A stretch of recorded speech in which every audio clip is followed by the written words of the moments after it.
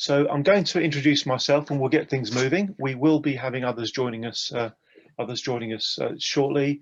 So my name, for those of you that don't know, I'm Andy Agafangelo. I'm the founder of the Transparency Task Force. I'm based in the UK. I live near Portsmouth, which is on the south coast, a couple of hours south of London by car or by train. 5 years ago, I started the Transparency Task Force. To be frank with you, the original idea was simply to spend a few hours a week on a purely voluntary basis, encouraging reform of the financial sector and encouraging people to work towards greater transparency in the industry. But what I found is that the more time I spent doing this kind of work, the more time I wanted to spend doing it, because I really do believe that the financial sector is in great need of change. I think the finance industry really does have to grow up, mature, and to do what it's supposed to do, which is to serve society. So the speech I gave on the 6th of May 2015 is how this all started. Later that year, on the 7th of October, I ran our first ever event. It was an event which we call a Transparency Symposium. And the idea of our Transparency Symposium was that we would encourage transparency. What we believe is that the greater transparency we have, the more truthfulness we'll have within the financial services sector. The more truthfulness we have, the more trustworthiness we'll have, and the closer we'll get to the idea of a finance industry that is really properly serving society. In a short while, I'm going to invite all of you, please, to briefly, and I have to ask you to be brief, to introduce yourselves, because some of you may know each other, which is great. Others may be brand new contacts. Before I get to your introductions, I'll also ask my colleague Alexandra to deal with a couple of housekeeping points as well. But I'm putting my specs on because I'm about to show you all a couple of pages from our website. So if you just bear with me, folks, while I share a couple of particular things. The first thing I want to share with you is the fact that we have many groups within the Transparency Task Force. In fact, we have 20 groups. This is the groups page. Alexandra will pop a link to this page in the chat. We have groups covering all sorts of areas within the finance industry. You'll see this quotation, which is pretty famous for us. The quotation is, "Never doubt that a small group of thoughtful, committed citizens can change the world. In fact, it's the only thing that ever has." And that's a quotation by Margaret Mead, the US philosopher, a very well-read lady. And that quotation pretty much summarizes the ethos of the Transparency Task Force. We genuinely believe that small groups of people working together can make a difference. So the idea is that we have lots of different groups working together on different topics. I won't spend time covering these all off, but we have some groups focusing on issues such as governance, culture and conduct, financial stability, protecting the wealth of the vulnerable elderly. That's a very interesting group. We've also got a group called Violation Tracker. I'll spend a bit of time talking about that a bit later on, probably, if we have time. Another group, which is our all-party parliamentary group on pension scams. I'll explain a bit more about that later. One on communications, another on fintech, another on financial planning. We have many financial planning professionals with us today, which is great to see. We've got another one which is about tech disruptors, another which is for females for fairer finance. Fighting financial crime. In the UK, we have a huge problem about scams, and that's why we have a group all dedicated to fighting financial crime. Pensions, big topic everywhere in the world. Pisces, I won't spend time explaining this fully, but it's basically for people who are into things like sustainability and impact investing and that kind of thing. A very exciting project, this one, the International League of Ethical Financial Services Leaders. We are creating an international network of ethical leaders in the finance sector. That's quite exciting. Another one called Regulators Watch. We are of the view that most regulators can improve the effectiveness of their work. And one of the things that will help that to happen is if we keep a close eye on what they're doing, frankly, what they're also not doing. Investments, of course, that's a big topic. We spend a lot of time on investments. Foreign exchange and payments, banks and building societies, academics. We have about 300 academics within our community. They include people from Stanford, Harvard, Cambridge, Oxford, wonderful universities around the world. Retired professionals, that's a new one. There are many, many people who've retired from the finance sector who want to put something back and are volunteering to help us. And another one which is about data standards. And I think that's the last one. So lots and lots of groups, all completely free to join. And you can let Alexandra know which ones you want to join when in response to the email that Alexandra will circulate tomorrow. The next thing I want to share with you is TTF International. Now this is very, very exciting indeed.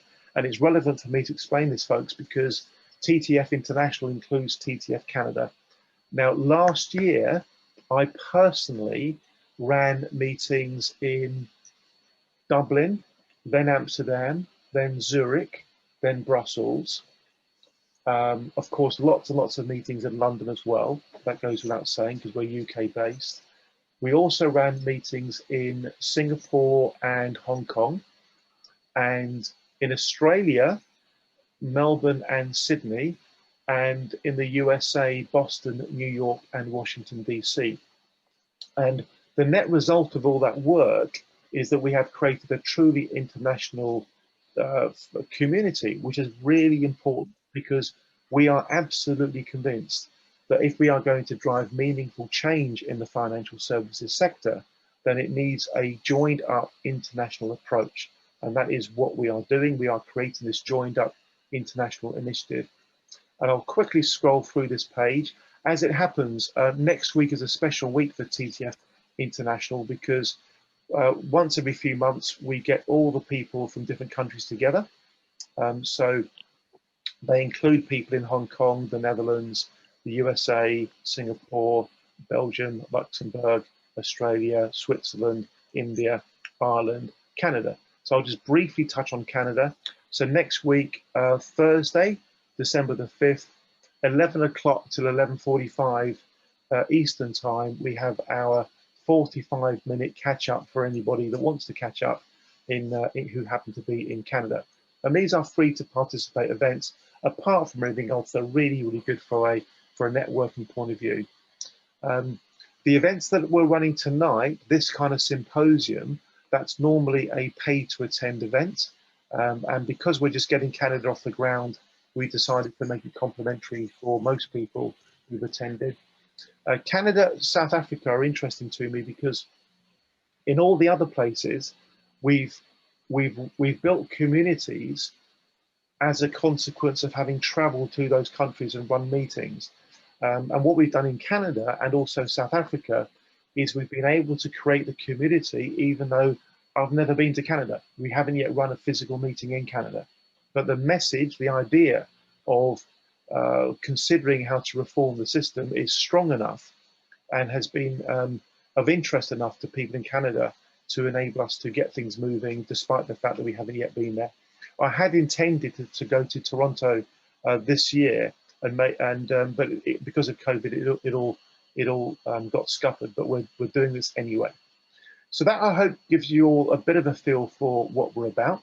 I'm going to show you one more page before I pass over to my colleague Alexandra, who will cover off a couple of housekeeping points, and then I think I should invite you all to briefly introduce yourselves. We have many, many ambassadors around the world. Now, our ambassadors are a very important part of our community. We have a community of over 2,700 people around the world. Everybody recruited one by one as a consequence of meetings like this and phone conversations and face-to-face meetings. We've done all this with like no money at all. We really have worked very, very hard to make this all happen. So we have a community of about 2,700 people, and some of those individuals are ambassadors. Our ambassadors are people who are particularly strongly aligned and frankly feel quite passionate about the work that the Transparency Task Force is doing.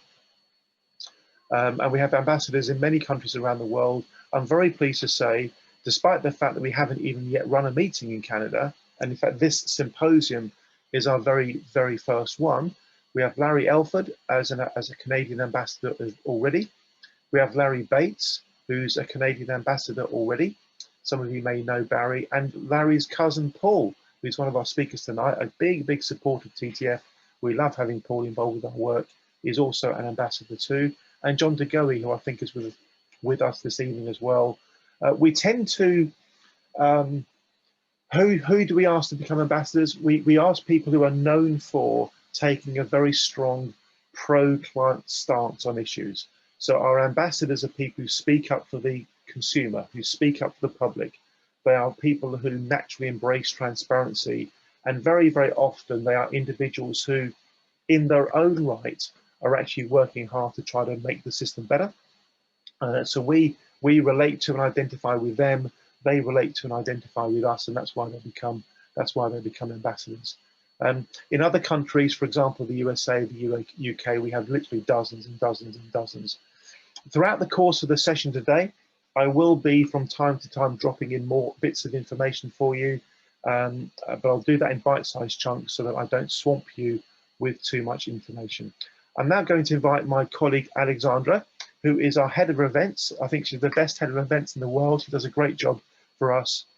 Alexandra, please do introduce yourself and deal with a couple of housekeeping points, and then we'll very briefly ask all of our guests today to very briefly introduce themselves as well. So Alexandra, over to you, please. Thank you. Thank you, Andy. You're too kind. I'm Alexandra. I live not far from Andy, actually. I'm from Sweden originally. So I'm just going to let you know a few things. So first of all, we are recording this session, and we will be uploading it onto our YouTube channel. We might share some of it on social media. So if there's anything you regret saying or you don't want included, you can just send me an email. I'll put my email in the chat right now. And we're happy to edit it out before we upload it. And speaking of the chat, please feel free to use it and to, put your contact details in or comments during the whole session. I'll circulate the chat in a follow-up email tomorrow. And the last thing is just that we'd really appreciate it if you do use Twitter. You could help us by tweeting during the event. So I'll put our Twitter handle also in the chat. Thank you. Alexandra, that's perfect. Thank you so much. Okay, folks, now I have to ask everybody to be as short and sweet as possible when introducing yourself. So all I want to know, not because I'm not interested, but because if you spend too much time on this, we'll run out of time later on in the session, and I don't want that to happen. So just your name, please, where you are, what you and your organization does, and as briefly as possible, okay, why the idea of improving the way the financial system works is of interest to you. And please avoid the temptation to get carried away, otherwise we can't get through our agenda tonight. We've got some great speakers. We want to get to that as quickly as we can. Now, of course, remember to please take yourselves off mute when you're about to speak. I'll go into gallery mode, which means I can see everybody in small pictures. We'll go in this order, please, just to give you a bit of a heads up so you know what the order is going to be. We're going to go to Randy Bausler. Forgive me if I've mispronounced your name, Randy. Forgive me if I have. We're going to go to Hilliard Macbeth after Randy, Hilliard Macbeth, Ken Gavenko. Lovely to see you, Ken. It's been a while. Really good to see you. Finally. Mr. John Burns, then John Arson, then Sandy Martin. Hi, Sandy. Then Ed Tuhig, Mr. Paul Bates. Hi, Paul. Mr. Murray Baker and John DeGoey. Great to see you, John. That's the order, and then I'll go to some others after that, folks. So Mr. Randy Bausler, please tell us who you are, where you are, what you do, and why the interest in helping to reform the system. Thank you, Randy. And you're going to take yourself off mute? Yes, perfect. I did. Thank you very much. Go for it. Right. Okay. So you have pronounced my name better than most. It's Boz Law is the last name. Boz Law. And I think I know Paul from, it's got to be 25 or 30 years ago. I'm a lawyer. I work for one of the large national Canadian law firms. I'm also an independent expert trustee of health and welfare plan and another benefit plan. I'm a board director, and I am a registered lobbyist on pension and benefit issues for at least 2 clients.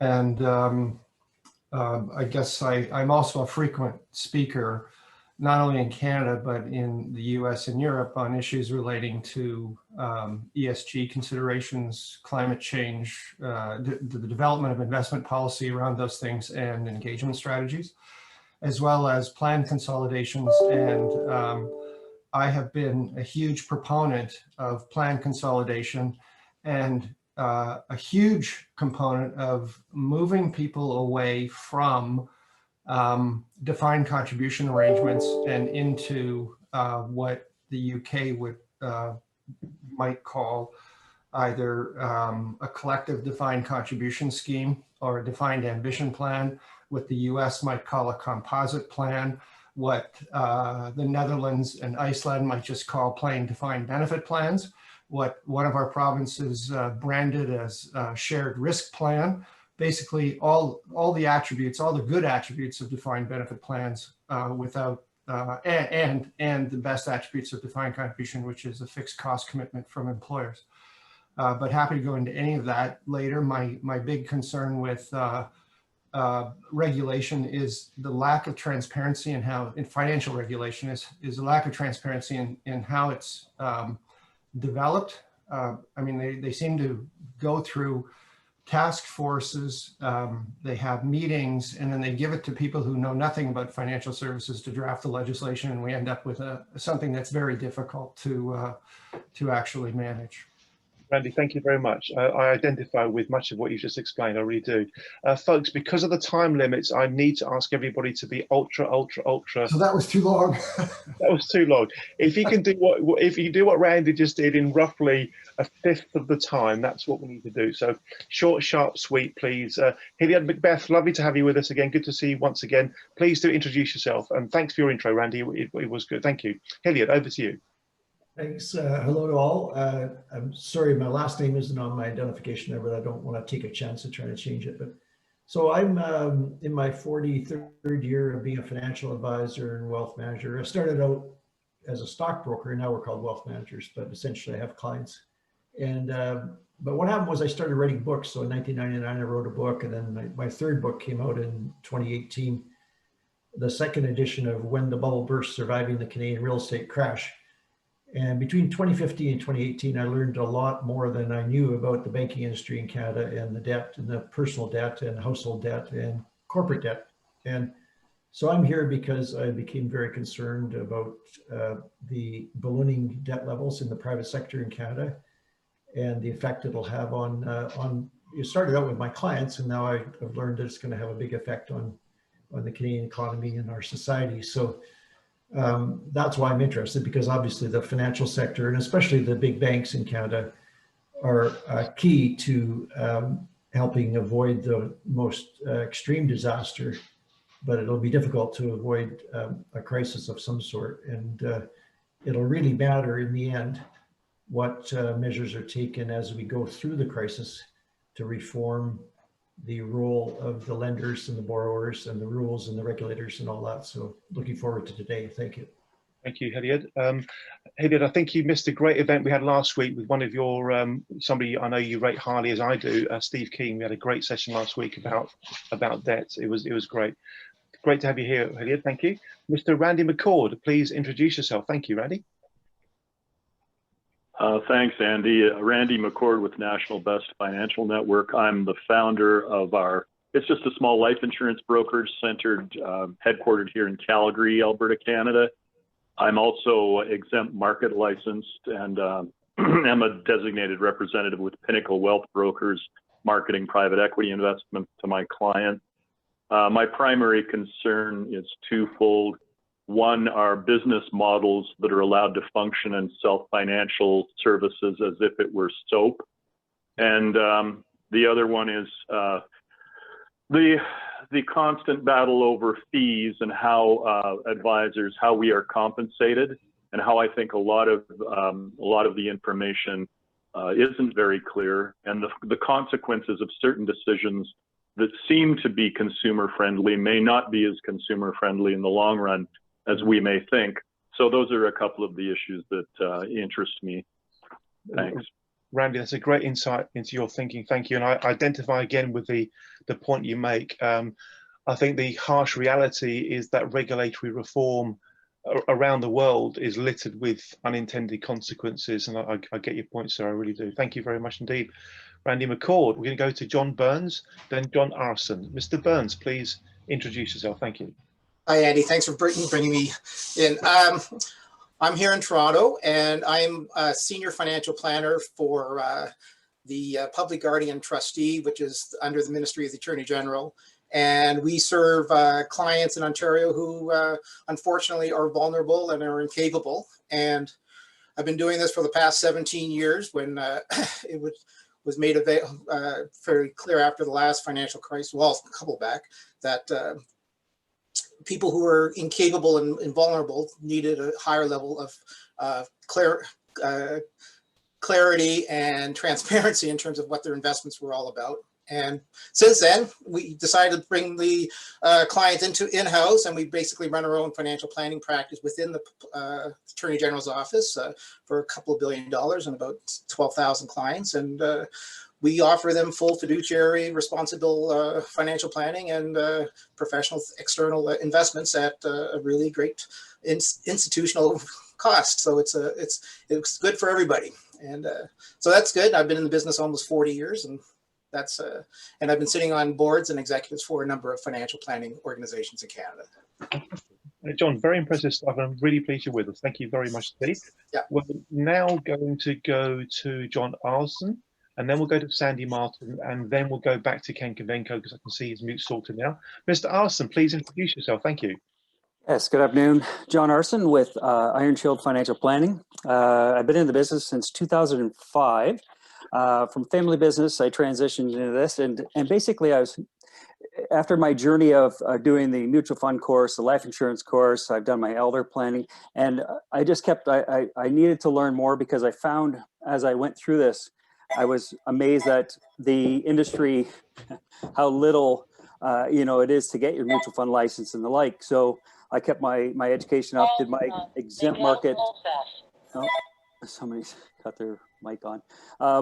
The exempt market, I was with Pinnacle and Raintree, like Randy out there. I found, geez, I had to exit that because there was a lot of bad deals. Now I focus primarily on financial planning, and we have a process to take people through so they understand everything, how banks make money, why RSPs, you got to look at it, the, clawbacks and the taxation, future taxation, all the like. We have an education process that we take people through. So transparency is at our forefront.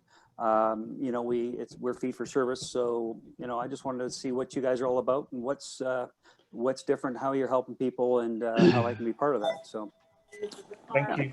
Thank you very much indeed. That's really great to have you with us. We're going to go to Sandy, S-A-N-D-I, lovely name, Sandy Martin. Please introduce yourself, Sandy. Thank you. Hi, thank you. I'm Sandy Martin with an I. I'm in Gravenhurst, Ontario, so just a little bit north of Toronto. I'm a partner at Spring Planning, which is an advice-only financial planning firm. We don't manage wealth. I'm a co-founder of the Advice Only Financial Planning Forum. I'm on the board of the Financial Planning Association of Canada. So I am deeply invested in building community with other financial planners and creating a true profession out of financial planning, which is a long road to hoe, but I'm here for it. It certainly is, and great to see that you're taking responsibility through being part of a group that's helping that to happen. I became a trainee financial advisor on the 18th of August 1986, a long time ago, and I really do identify with the trials and tribulations of the industry ever since. Great to have you with us, Sandy. Thank you very much for taking time to be here. Mr. Ken Kavenko, we've got all Ken's back on mute, but we've lost Ken. So we'll move on again to Mr. Ed Twohig. Ed, and then we'll go to, what we'll do, we'll go to Ed Twohig, then we'll go to Paul Bates, and once Paul's introduced himself, he'll go straight into his talk, and we'll catch up on some other introductions later. Okay, so Ed Twohig, lovely to see you once again. This must be the 4th or 5th time, I think. Thank you. Right. Well, nice to be back on with you again. I'm a chartered accountant originally. I'm in Nova Scotia. I have practiced as a consultant both in North America and a bit overseas too, and have been into politics a little bit. I've not been in the financial sector, but I've looked at it over the years and never was very pleased with it. So my interest is mostly the macro side of the finances. And I've been about the last 6 or 7 years almost fully involved in study and research on policy, both financial and fiscal. Thank you. Thank you, Ed. Super to have you here. Let's go back. I think we've got Ken and then we'll go to Paul Bates. Okay, let's try and get Ken's introduction in. Oh no, he's gone again. Okay, he keeps coming and going. Mr. Paul Bates, please do this for me. Please introduce yourself and go straight into your thoughts. As you know, you've got up to about 10 minutes or so. And before you start speaking, Paul, I just want to say how deeply appreciative we at the Transparency Task Force are. You really have helped us to build and put TTF Canada on the map, as it were. You've always been wonderfully supportive to us. We're hugely grateful to that.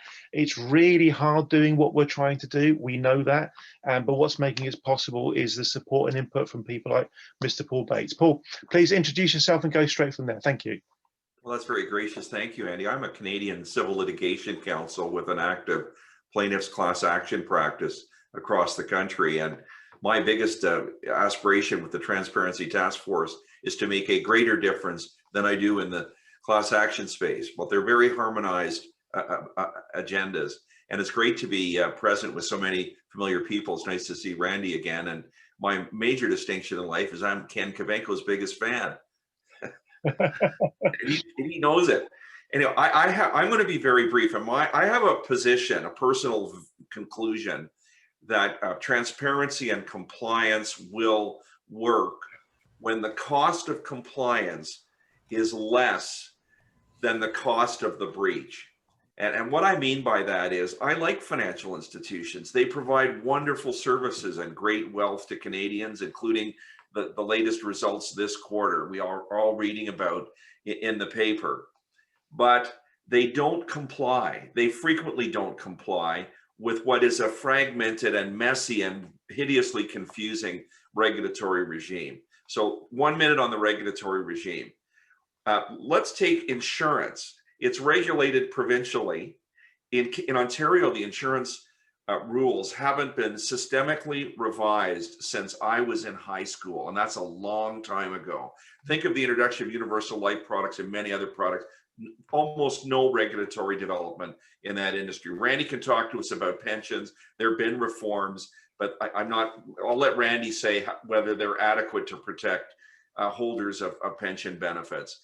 The securities industry is grossly complex, and I have a few parts of it I really like, but on the whole, the regulatory regime is out of reach for the average retail investor in Canada, and Ken's the best speaker in Canadian practice I've ever seen on it. So I'm going to be short on the regulatory regime. It's hard to talk about regulating an entire sector of the economy, but it's not easy. It's not systemic. And I'll just say this, we don't have a Dodd-Frank and we don't have a financial conduct authority. We're fragmented and we're inconsistent. So what I think's needed as a solution, in my practice of life, is access to justice.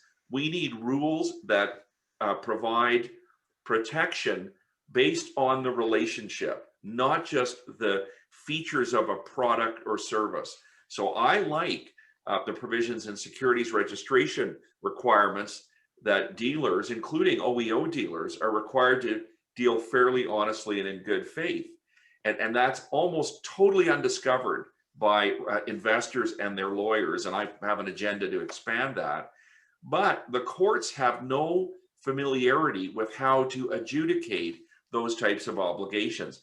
And the court system works poorly in Canada for delay and cost. A very large security settlement was announced recently. Friends of mine were successful in a figure that will sound large. It's about 2.5 cents on the dollar of loss, and about 45% of that will go in fees and costs, leaving class members a net of 50 to 55%. of the recovery. And I think that's poor. I think that's much too expensive. And that's after 7 years of stuff. So I think we need an efficient system in which breaches can be adjudicated and compensation required to increase the cost of non-compliance. And the last thing I'll say in view of our time, because Andy and I've talked about it at other occasions, is I think there must be personal liability on the officers and directors of financial institutions who can be shown to have consented or acquiesced in activity that's contrary to law. And I could tell you anecdotes till I'm a year older about why that would work, but we're nowhere near that in Canada. So I don't have happy messages, Andy, but I'm young enough to battle for a lot longer. Thanks for letting me speak to so many familiar faces I hope to hear from today. Thank you, Paul. That's great. You've really kicked things off very, very nicely. We'll get to the rest of the introduction shortly, but before we do, let's throw this open to our guest today. Would anybody like to make a comment or respond to anything that Paul has said so far? Particularly, if you don't mind, does anybody have any thoughts about the idea of making individuals more accountable, so that if an individual senior executive or decision maker in a firm does something wrong, then he or she finds themselves having to carry personal responsibility? Any thoughts about that or anything else that Paul has touched on? I'll go to gallery view so I can see you all, and please just wave your hand if you'd like to make a comment at this point in time. It looks like we're all good on that. I'll talk to you about what's happening in the UK as far as that particular matter is concerned, because I think you might find it interesting. The primary conduct regulator in the UK is the Financial Conduct Authority. And after the global financial crisis, the UK regulators, like many regulators around the world, concluded that one of the reasons why everything went so horribly wrong is because there was a lack of personal accountability in the system. So the UK regulators introduced something called SMCR, the Senior Managers Certification Regime. And the idea behind the Senior Managers Certification Regime was to ensure that if a firm did something wrong, and if what was done wrong was the responsibility of the individual, there would always be a senior person who was personally accountable. And the idea made a hell of a lot of sense. But what's interesting about this is, even though our regulators spent a lot of time and effort and money consulting on all of this and bringing in a very strong set of regulations, for reasons we don't really understand, I'm being honest with you, for reasons we don't really understand, I don't think there's been one proper enforcement of that regulation. So we've got the rules with which to actually make sure individuals find themselves personally accountable, but for some reason the regulators seem to be holding back on that. Now, there are all sorts of theories around regulatory capture, around industry pushing back, around not wanting to upset very important people in the industry, all that kind of stuff. But the fact is, we believe the Senior Manager Certification Regime has never been properly used once in anger. And what people don't like about this is that the vast majority, 95+% of people who are in the business and doing things honorably and ethically, the cost of doing business, the regulatory burden is going up and up and up all the time. We have something in the UK called the FSCS, the Financial Services Consumer Scheme, and it's an industry levy. The cost of that is becoming ridiculously high. Everybody's moaning about it, and what they're all saying is the same thing. Why should the vast majority of good people end up having to pay very high amounts of levy to pay out to consumers when harm is being done? Why don't we just properly use the Senior Manager Certification Regime to come down hard on the individuals who've been involved with some kind of malpractice, malfeasance, misconduct, mis-selling? So I thought I would share that with you, because I absolutely agree with Paul. If we want good conduct in the industry, then we need for individuals to feel the consequences if conduct is poor. I'll just check in with you all once more to see if anybody would like to make a comment at this point in time. Just wave your hand if you do. It looks like everybody's good, in which case we'll go to some others who are going to introduce themselves. We'll go to Ken Kavenko shortly. I can see Ken wants to both introduce himself and no doubt pick up on some of the things that Paul set the scene for so nicely. Then after Ken's made his point and introduced himself, we'll catch up with the balance of the introductions, and then we'll go to our next main speaker, who is Mr. Ed Tuhig. So Ken Kavenko, I can see you, you're there. You're on mute, you've got the mute off. Over to you, sir. Looking forward to hearing what you have to say. Well, as Paul mentioned, Canada is regulated by 10 provinces and 3 territories, so it's provincial, no federal regulator. A lot of the insurance is provincial as well, and the insurance and securities people don't often harmonize. In fact, they're not harmonized. Both are moving at a slow pace, so it's hard to tell, but they're both not harmonized. So it's very, very difficult for financial consumers in Canada. The regulations take very long times to move incrementally forward, glacial speed. The latest was the client-focused reforms, which were so watered down from the original proposals that it's actually shameful. And even then, they had a 2-year transition period to go from bad to not so bad. So we decided to get practical. We now go after regulators directly. We point out their mistakes. We go public with it. We use, we tie up with bloggers, every attempt we can to shame them and embarrass them in the nicest way. And on the other side of the equation, we decided to go after their money. So we focus a lot on complaint handling. We assist people for free. We have a lot of volunteers, lawyers, ex-lawyers, retirees, ex-commissioners of commissions even helping us. Hundreds of people help us, so we're able to handle quite a volume. And so getting the money back for us is very important. Some firms have confronted us so many times that they've actually gotten better at it now, and they are improving. So took a while, but they are improving, and some of them are pretty big firms. So we feel good about it.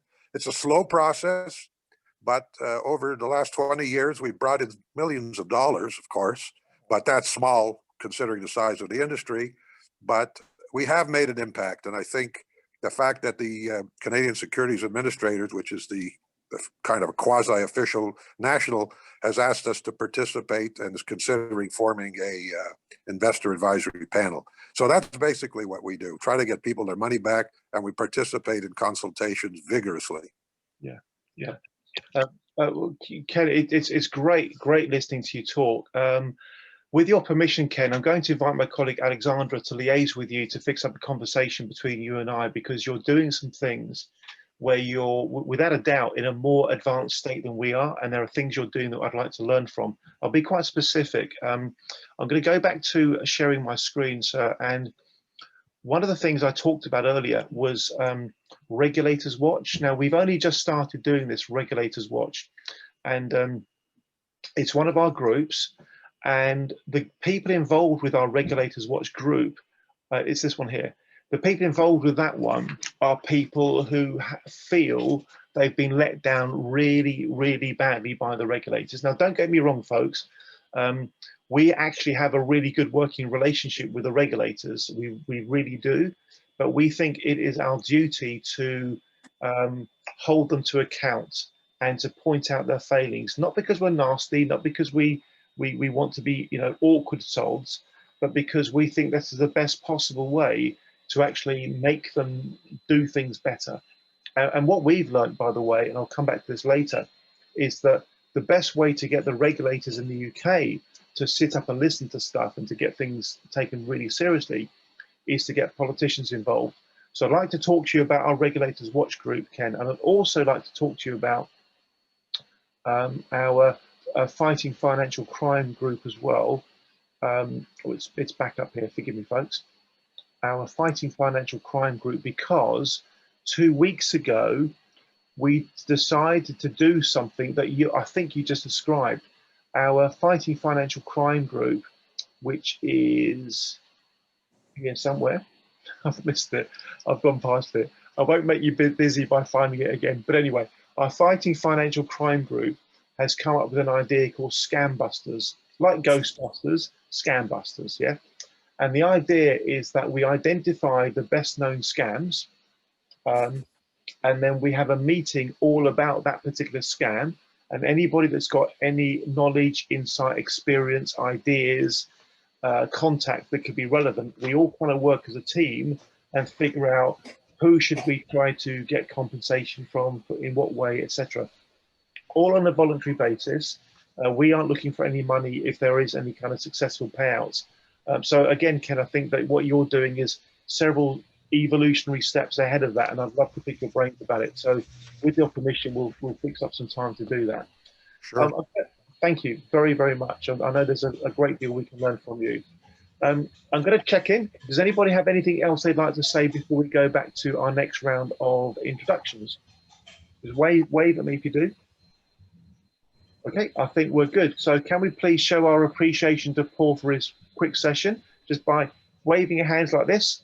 What we say is we kind of remember how we used to behave when we were 6, and we just wave around like that just to show our appreciation. Thank you very much, Paul. Always good to have you with us. Okay, we're going to go to Murray Baker, then John DeGoey. Great to see you, John. Then Michelle Cassidy, then Jennifer Cook. Then Michaela, then Jim Rin or Ryan, forgive me if I've mispronounced your name, sir, and then to Kitty. So Mr. Murray Baker, please tell us about yourself. Thank you. Thank you for the invite. My name is Murray Baker, and I'm the Manager of Financial Empowerment for Family Services of Greater Vancouver, which is an organization over 90 years old. Our intent is really to help vulnerable populations with income boosting, including financial goal setting, also in empowering them through education to understand the financial system, which, as we know, can be very bewildering and misleading at many times. My intro into financial services, I've been working in the financial area for over 20 years. Started out writing a book called The Debt-Free Graduate, financial book for students, which surprisingly turned into a bestseller and now in its 14th edition. So I'm passionate about this area because, and really my motivation is working to level the playing field, particularly vulnerable groups who the average Canadian probably is at a disadvantage when it comes to navigating the financial system and a lot of the pitfalls and tricks that are out there. Vulnerable populations have almost zero chance of navigating because they just don't have the education knowledge base which we attempt to give them to navigate the system. We're also involved a lot in advocacy at the federal level. We part of our funding is through Prosper Canada, and we advocate through the various ministers and have had meetings over the past few years, back when we could meet in person, to advocate for changes, systematic changes, providing a greater level of transparency, as well as even in the playing field for investors. So delighted to be here and share knowledge and learn from all of you. Murray, thank you very much. It does seem like we are very, very well aligned, sir. So I'm really pleased you're with us today. Thank you. Again, would love to know and learn more about what you're doing and how you do it. Thanks, Murray. We're going to go straight to Michelle, then to Jennifer. Michelle, we had a very brief conversation earlier today.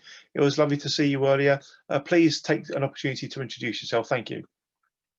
Hi, my name is Michelle Cassidy. I work at the Canadian High Commission in London in the commercial division, looking after the financial services sector. I'm also a trustee of the High Commission's pension scheme. I used to work in the bond markets previously, and I've been over in the United Kingdom for over 30 years. I am sort of coming in as an observer because due to my government position, I can't really comment. But on a personal level, I'm all for greater transparency and, an efficient system, less people involved, and lots of cost reduction. So I'm aligned with all of you, but on a personal level. Thank you. Thank you, Michelle. Very good to have you with us as well. And once again, we ought to speak further about the way that your role overlaps into our world too. Thanks, Michelle. We are going to hear from Jennifer Cook next. Jennifer, please unmute. Lovely to have you with us. Thank you, Jennifer. And thank you for having me. I am Jennifer Cook. I am a financial practitioner with Jennifer Cook and Associates, contracted through Cooperators Insurance. I've been in this field for 20 years now, and I've seen nominal to any change within the industry and find so many incongruencies across the field, and want to try and advocate to help change in that. Listening to the rest of you, I'm humbled to be here.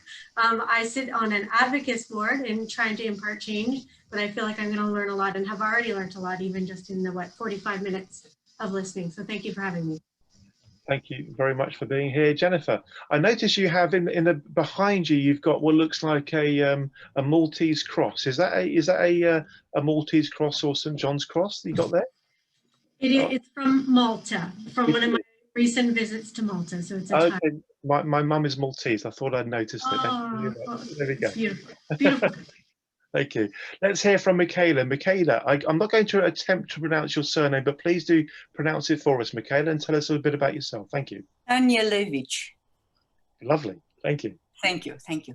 So actually, finance is a continuation or a second career.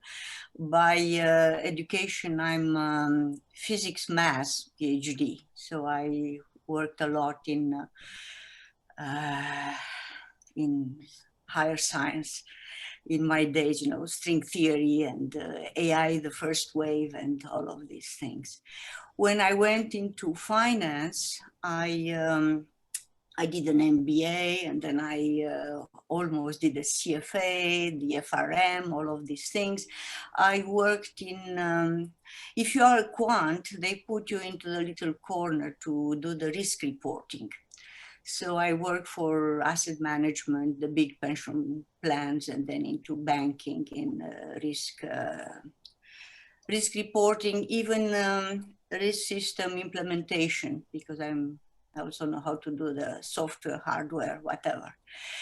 And I have this, you know, like all scientists, since we took the oath of poverty, I'm very much into justice. And one of the people I admire is Markopoulos, who brought out the Madoff case. So I am interested in, and this is the way I thought, you know, I know that in the States there is a system where if you bring up fraud and money is uncovered, then the people that participated into that have some claim to that money. So this would be one way to finance us. And I would be very interested in. Now it's true, there is a lack of education. And one of you said that. And not only in finance, but also in the law, legal. Mr. Bates with the legal. People don't even understand that if you and I agree on something and we sign a document, that document is totally legal. The wheels of justice are turning very slowly. It was this case a few years back in Toronto where a big fraud, the CRA, was actually thrown out of court for being too much delayed, which I find ridiculous. And actually, I know some of the principles in that. I mean, I know crooks and I know them, how can I say? I recognize them when I see them. In financial planning, they are, how can I say, those who know, like financial planners, they do pretty good for themselves. But I don't think that they have the interest of their clients at heart. Only, of course, they get 1%, 2% of the asset under management, and they are happy as long as it happens that I did work a bit into that too. And you know how it is, they give you the risk assessment, whatever. It's a formulary, it's a form. And you go through that and you say, how comfortable would you be if you lose 5%, 10%? And yeah, okay. And then you lose, and then they put that under your nose. Well, I thought you were comfortable losing so many percentage of your portfolio in 1 year. So many of these things are not for education, but they are so-called tools to cover your ass. Thank you, Michaela. I understand. Okay, so I'm okay. So now let us. I would like to connect with some of the people here, and like Ken Kivenko, Paul Bates, whatever. And what I want. I'm going to hold it there, okay, just so we can. Okay, I'm too long. Okay, okay. Thank you very much. But please all do feel comfortable to share your contact details, as one or two of you have in the chat, and you can always pick up with each other later. Thank you very much, Michaela. Mr. Jim Rinn, I don't think you've had a chance to say hello yet. Please do so now. Thank you. Hello to everyone. It's good to be on this conference call and symposium. I guess I am a financial planner. I work with the company Edward Jones.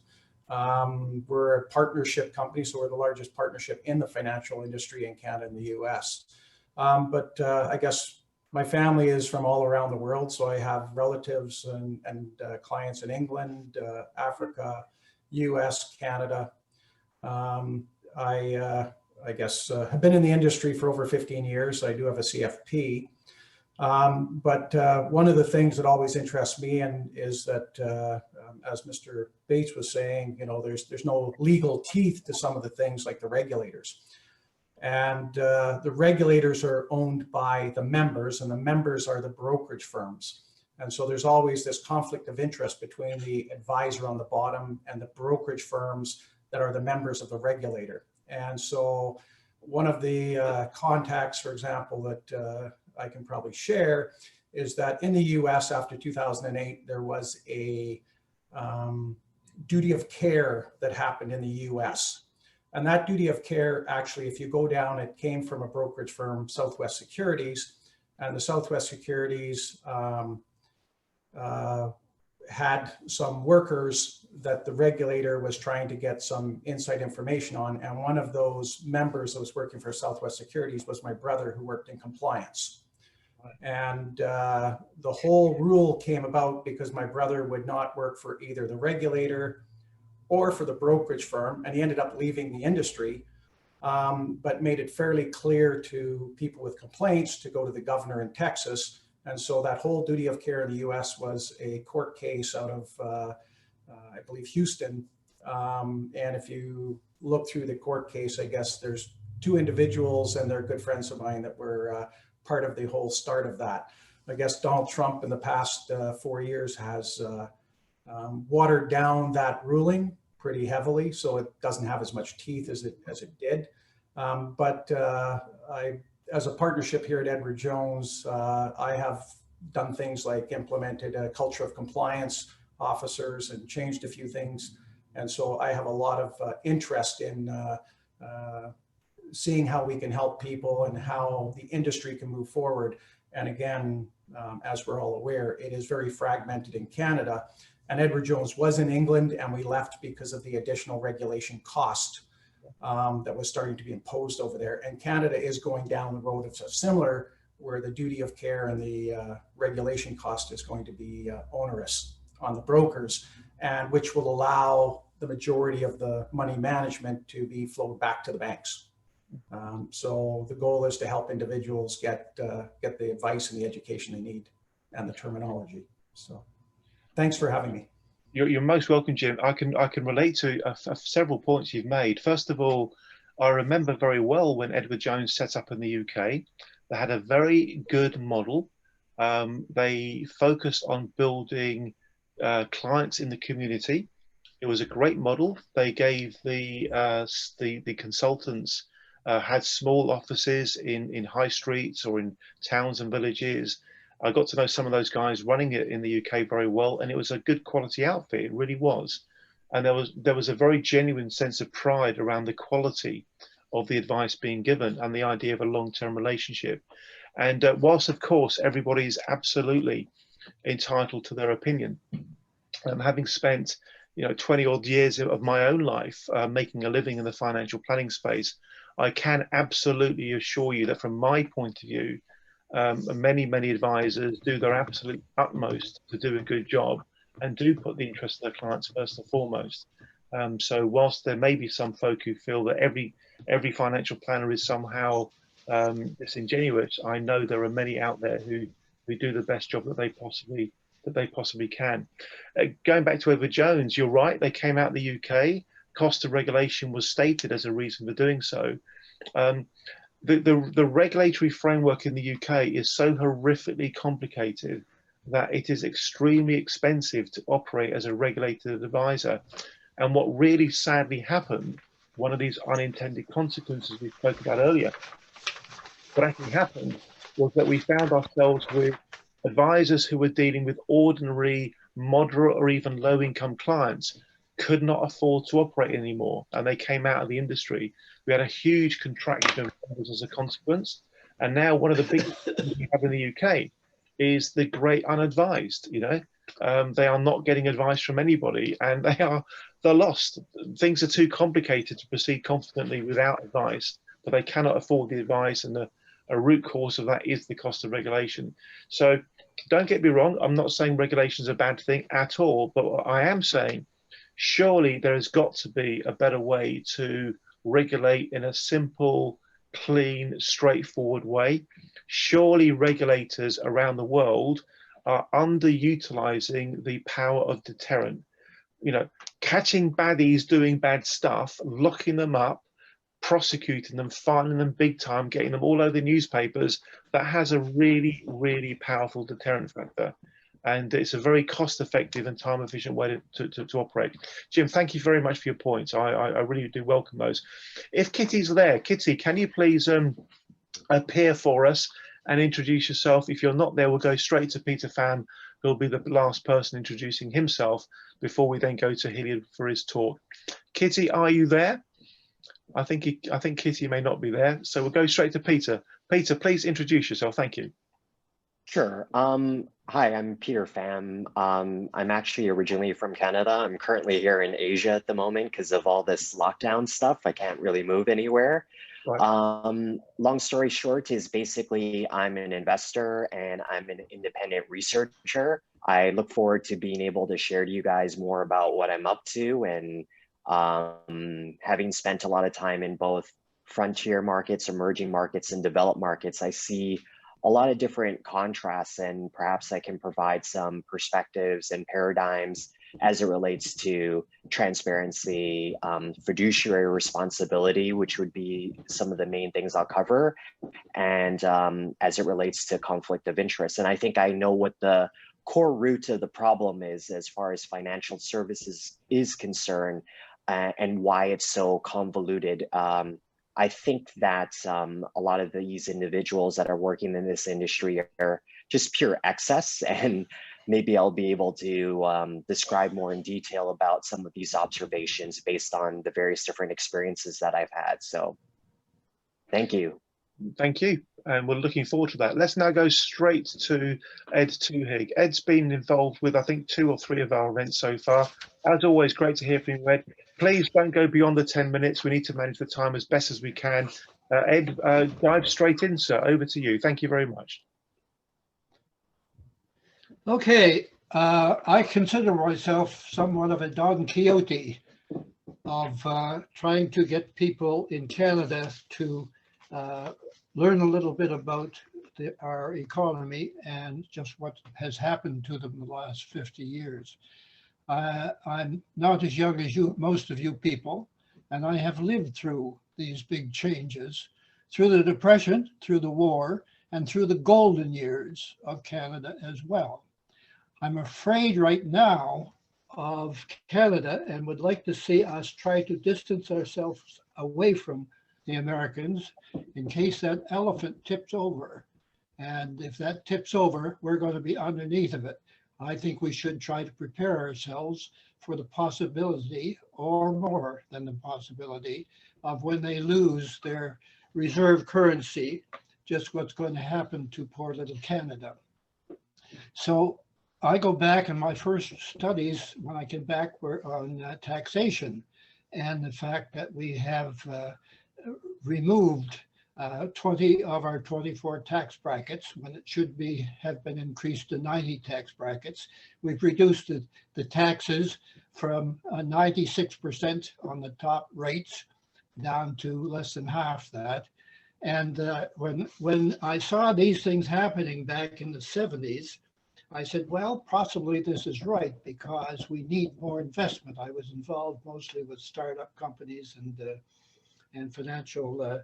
financing businesses at that time. And I looked at it and said, well, this is good. We need more investment money in Canada.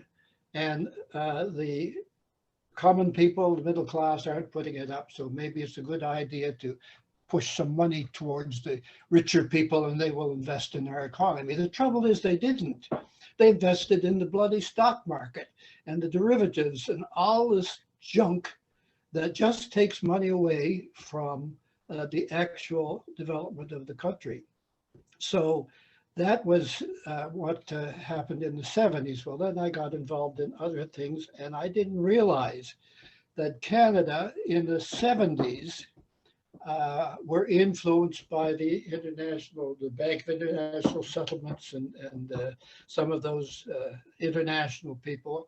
And our government came back and they decided that Canada would no longer create its own money. They would have the banks create the money. So they set up a scheme. So now, instead of having the interest-free reserves for the money that the government spends, they now issue bonds. And what it means is that we have paid $1 trillion from the taxpayers into the financial sector uselessly and is nothing but a pure gift to those upper brackets. Anyway, that's part of the trouble. We had the golden years when we were building industries and building the country and the government was playing their part. And then along came the financiers who in the 20s set up the debt and the bubbles that caused the Great Depression. And now we're back just about the same problems that we have with the debt and the bubbles. And they keep bursting. And every time the bubbles burst, it means more money in the pockets of that 1% or 10% or whatever, and out of the pockets of the middle class. So Canada is facing that. And we've had 50 years now of globalization and financialization and deregulation. And it has done great harm not only to Canada, but to the rest. And when America went off the gold standard, when Nixon did, that was when the financiers came rushing back in and I would say pretty well took control. We are a little different in Canada. The people here think that they're American, or they think like Americans, but they're not, and they don't have the benefit of reserve currency, and we have more power in our administration, government administration, than any other system and probably any other country in the world. The American presidents have nothing like the power that the prime minister has. And the trouble is that the prime minister was able, back in '74 and every year since, was able to make these changes that I don't know what reasons they would have to do those things, but it's not good. And we are in a place where, I think we have to try to get the people to think rationally and come up with some ideas. Now, in looking at the financial sector, I've always been on the outside, but I remember John Vogel of the Vanguard group saying that speculation represented about 99% of our activities in the equity market. And that is of no value whatsoever to the society. The financial sector is a cost sector, not a productive sector in any economy. And the fact that they were able to take over from our productive sector and put accountants in charge of our corporations instead of engineers. That control by that financial sector has not been good. Now, I see that this needs to be changed, but one of our biggest problems, of course, is the banking sector, because it has created debt that is a misery to many people. They have increased the difficulties that we have with private debt. And if you look at our Canadian government debt, of course, everybody has seen this one. We get to 1974 and you see the graph going up, and you look at the personal debt, the government and provincial and federal and private debts, and the way that they have gone up over the years has to be stopped. Now, the banks have been allowed to create money, and their motivation is just one motivation, and that's the motivation of profit.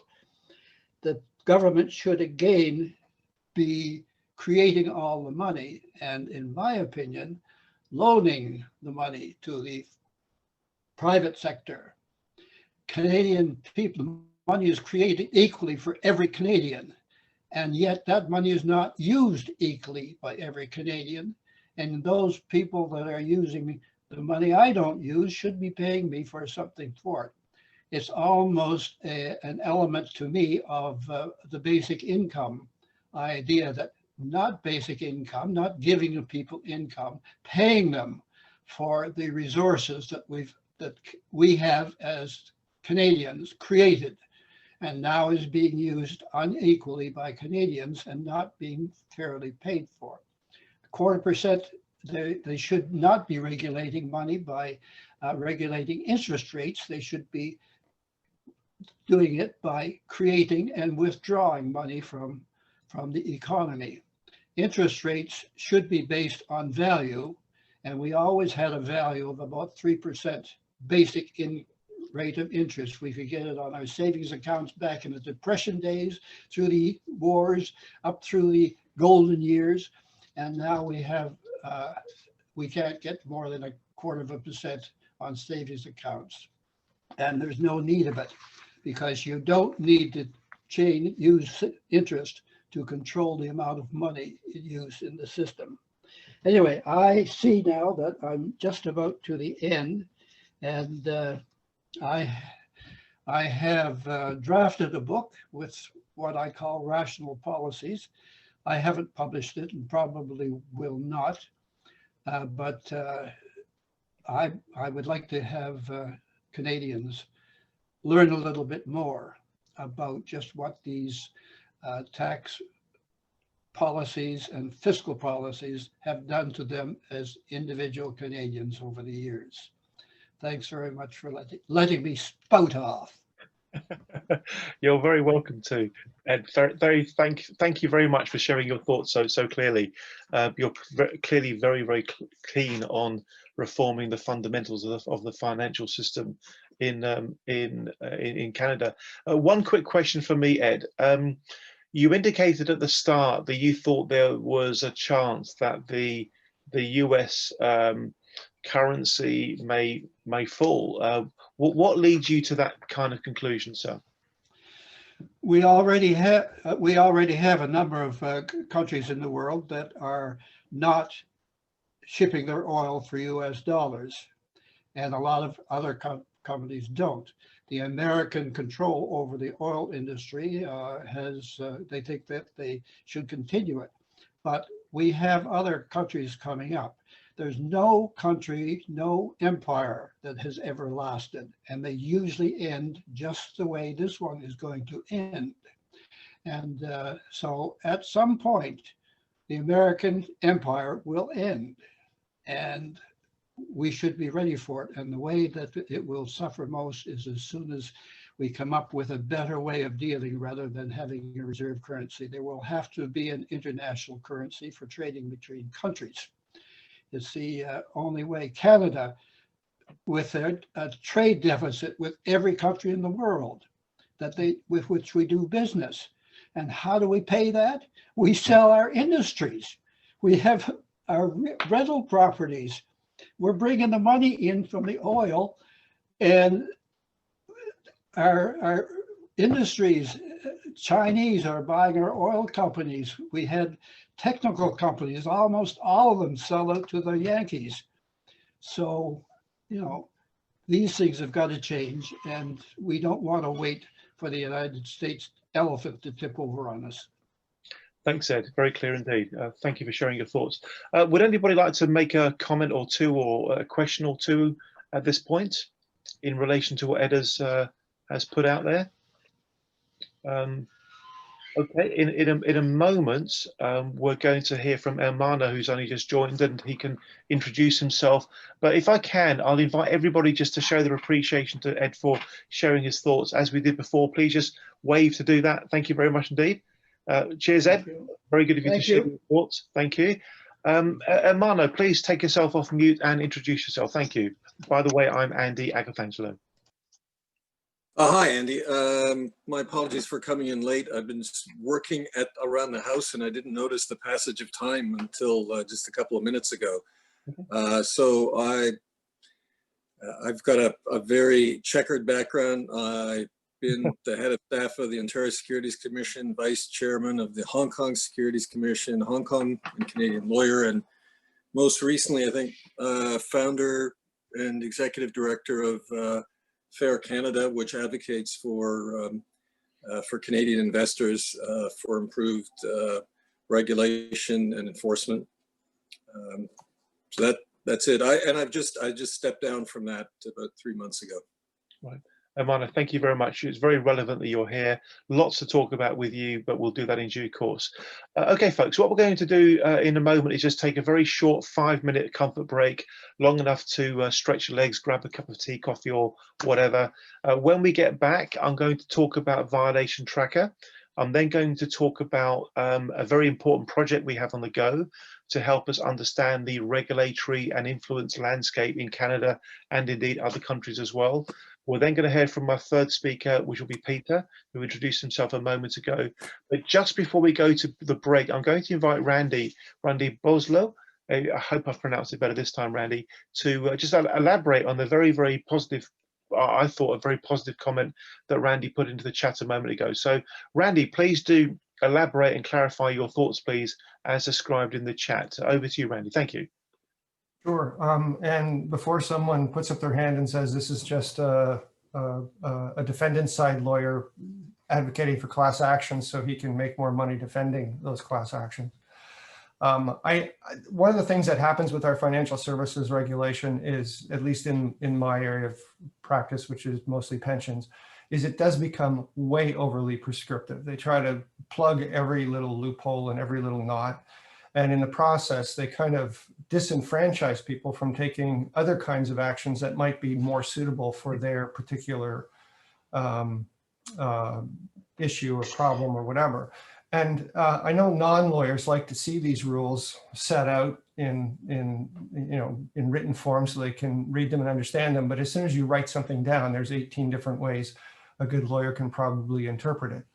I would much rather see more emphasis put on imposing fiduciary duty on people who are purporting to be experts or who are helping others make decisions or who are making decisions for them.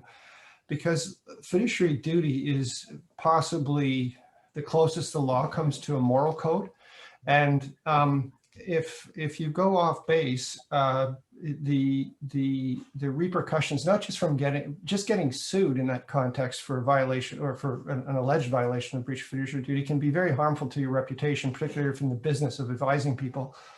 The cost consequences can be pretty severe, not as severe as they are in the US. And maybe Paul, let you comment on that. I think there ought to be an ability for class action lawyers to actually take more in Canada than what they can take in some cases now.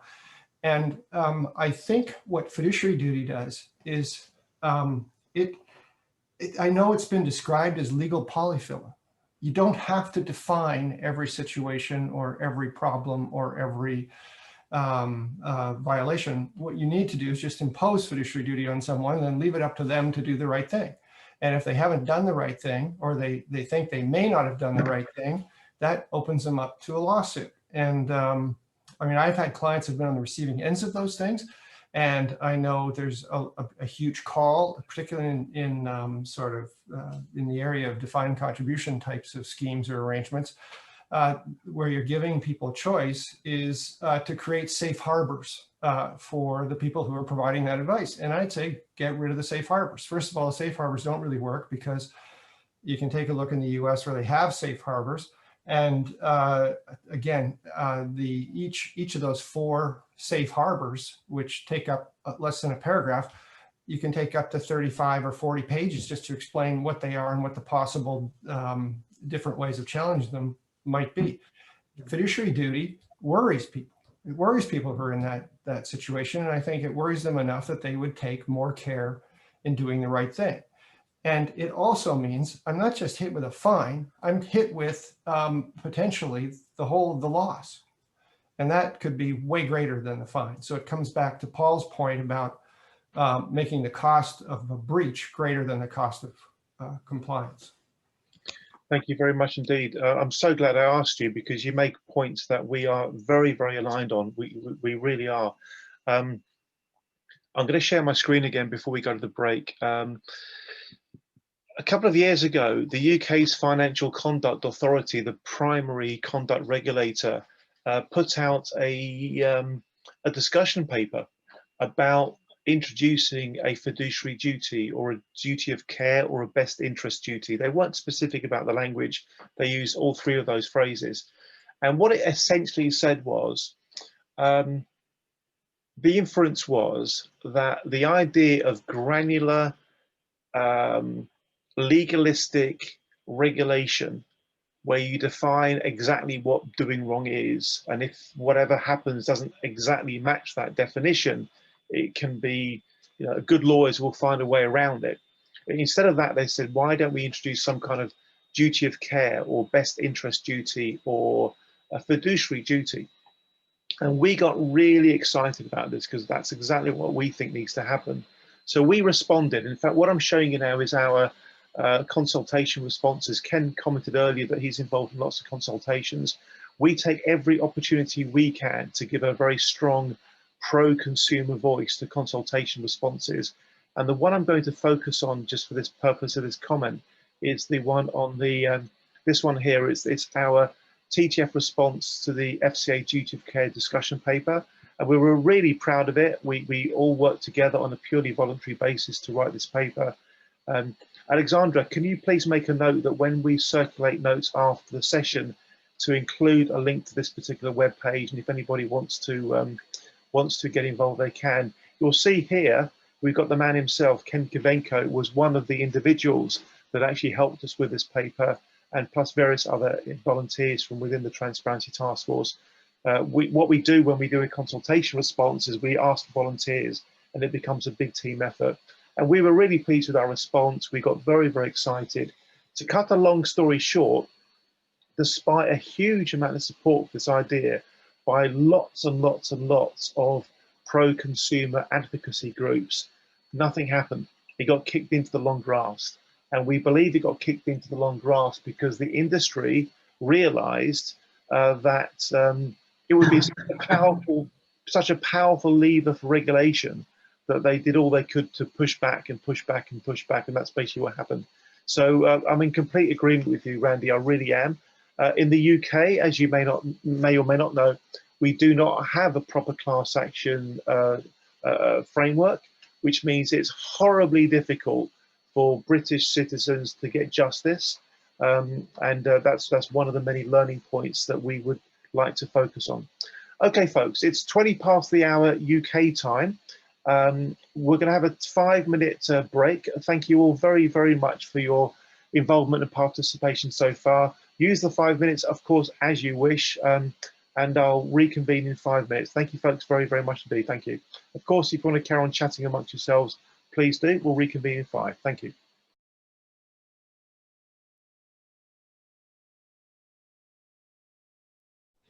Okay, folks, we're going to be kicking off again in just a moment. I'm going to start by talking about Violation Tracker. You may already know about Violation Tracker. If you do, forgive me for repeating what you already know, but it's quite likely that you don't. So I'll explain how our knowledge of Violation Tracker came about. First of all, I'm going to share my screen to talk about our book, because I was doing some research for our book. Here is our book, hardback, paperback, ebook. The book's title is, as you can see, Why We Must Rebuild Trustworthiness and Confidence in Financial Services and How We Can Do It. We're very, very proud of our book for many, many reasons. It's the first book of its type in the world. I say that quite literally. What I mean by it is that we've managed to bring together the thinking of many, many people from around the world.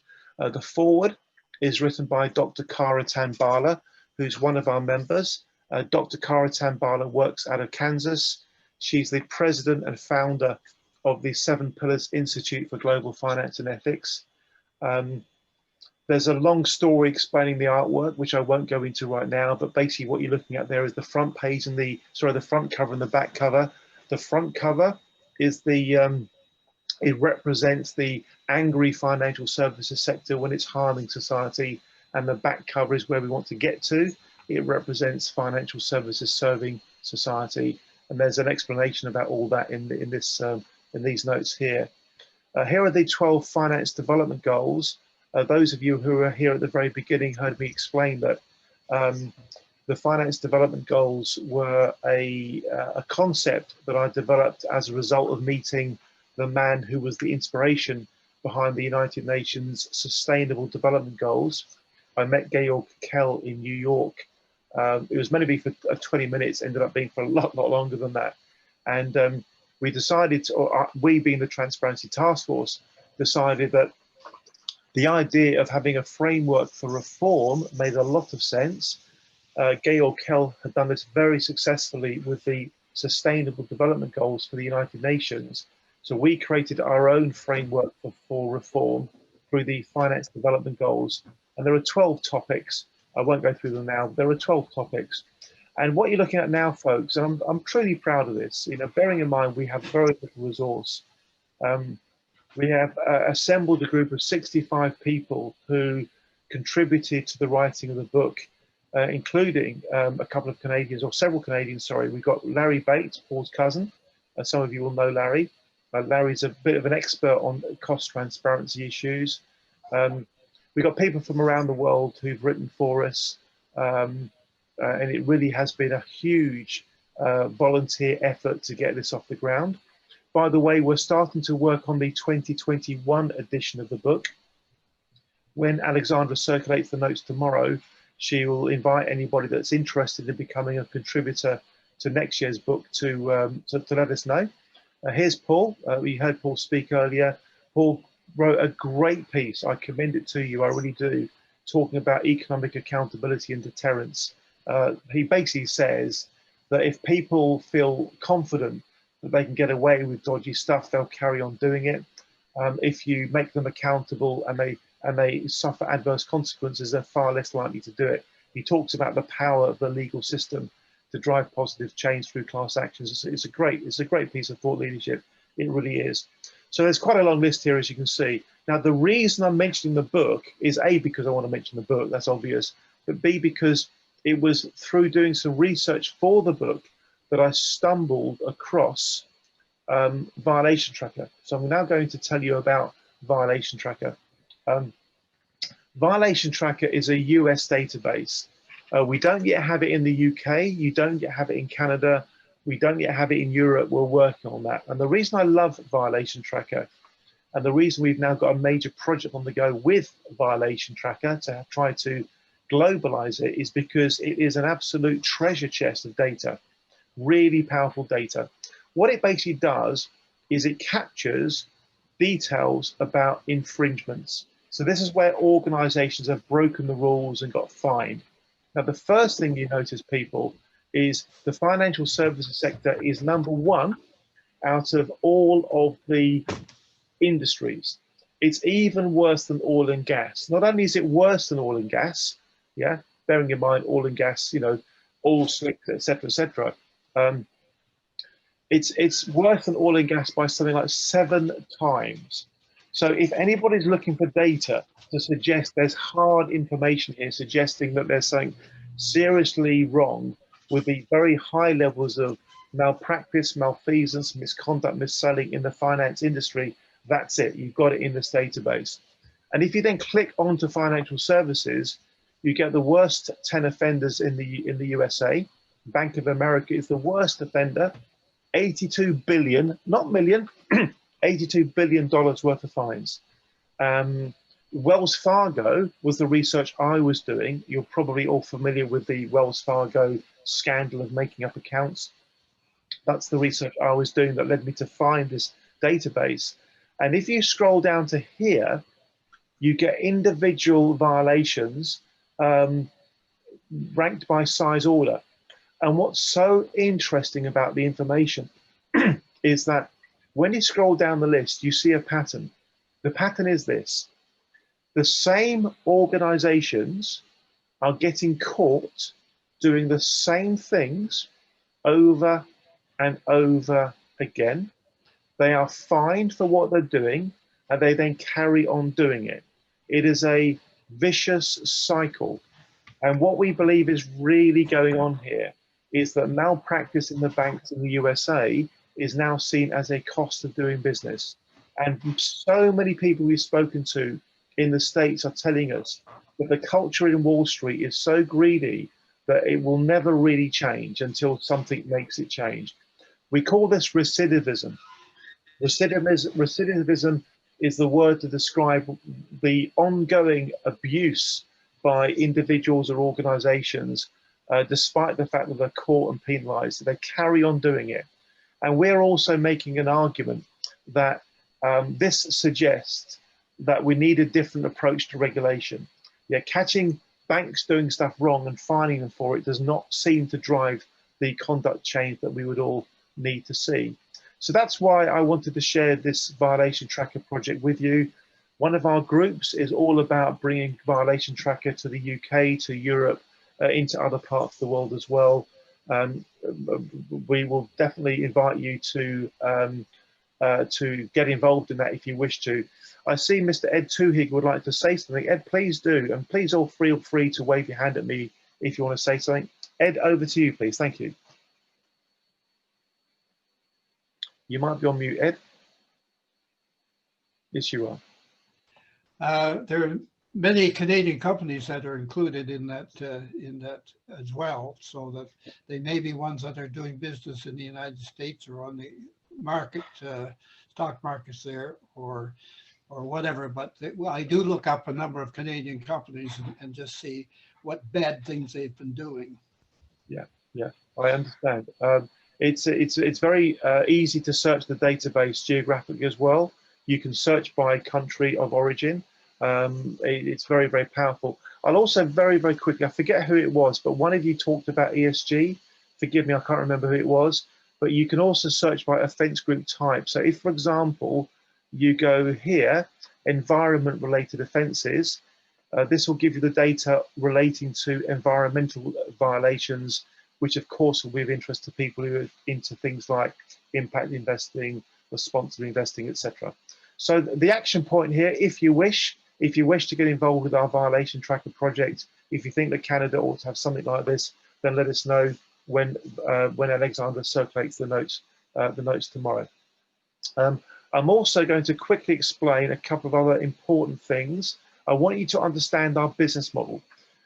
For less than £100,000 a year, that pays for 5 staff, including me. Believe me, we're on bread and water rations compared to the past. 100 grand a year, 5 members of staff, me plus 4 part-timers, plus all of our operating costs. And frankly, people who know us well cannot believe just how much we are doing with so little. Now, until recently, we had a model where which was like an events management type model, which we've recently changed. I'm going to share with you what the model is now moving forward. And this is entirely optional. This is not compulsory. You do not have to do this, but many people are becoming what we call subscription members. And a subscription member is somebody who basically becomes a subscription member, and having paid the price of becoming a subscription member, they can attend as many Transparency Task Force events as they want. There are 4 options. Option 1 is pay £480 plus VAT per year in advance.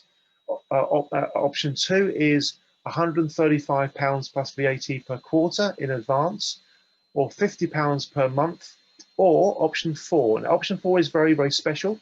What it basically says is, if you can't afford 1, 2, or 3, then go for option 4. You ask for a concessionary rate, in other words, a discount. The most obvious logical question after that is, well, okay, well, what's the maximum amount of discount you can have? And effectively, it's 99.9999%. We do not set a minimum. Okay, this is not a very strong commercial model, but we believe it's the right model to try to grow, and we want to grow. The more members we have, the more influence we have. So I commend this to you. It's certainly much less confusing than the model we had before. And again, we'll make reference to that in the follow-up email. Okay, I'll just check in with everybody to see if you have any comments or questions before we go to our final speaker, Peter. Just wave at me if you wish to say anything. I can't see any waves, so we're going to go straight to Peter. Peter, please do pick up from there. Make sure, please, Peter, you keep within your 10 minutes, and over to you, sir. Thank you very much indeed. Thank you. Sure, give or take 1 or 2 minutes as I click the share screen right here. Is the screen shared right now? It is shared beautifully, Peter. Thank you. You're obviously a pro. Okay. You Okay, good afternoon, good evening, ladies and gentlemen. My name is Peter Pham. I introduced myself earlier, so I think we might as well just take a deep dive into things. It's been probably like the most interesting year ever, basically, I guess, from a perspective of financial services. So long story short is that I wanted to share to you guys like a few of my perspectives on what I have seen, and let's just get right into it. So I think the root of a lot of the issues as it relates to transparency is basically connected to this capital allocation paradox. I'll explain more about it after, but I think many of you guys understand that a majority of people within financial services don't know a single thing as it relates to capital allocation. What do I mean by that? It could be the CFO making a particular decision about how the company is going to grow. That could imply some form of acquisition, and maybe there's going to be some malpractice as it relates to that acquisition. It could be an investor trying to determine what the heck they're going to buy, and as opposed to being able to have the understanding, the background and education towards, let's say, investing or capital allocation, they're going to rely on their sell-side broker, which is basically sitting there at the Royal Bank of Canada, just looking to peddle products. So the key thing, easier said than done, is that we truly are suffering from a capital allocation paradox as exposed by relatively low interest rates, in which financial institutions and investors are happy with effectively anything in terms of return because interest rates are so low.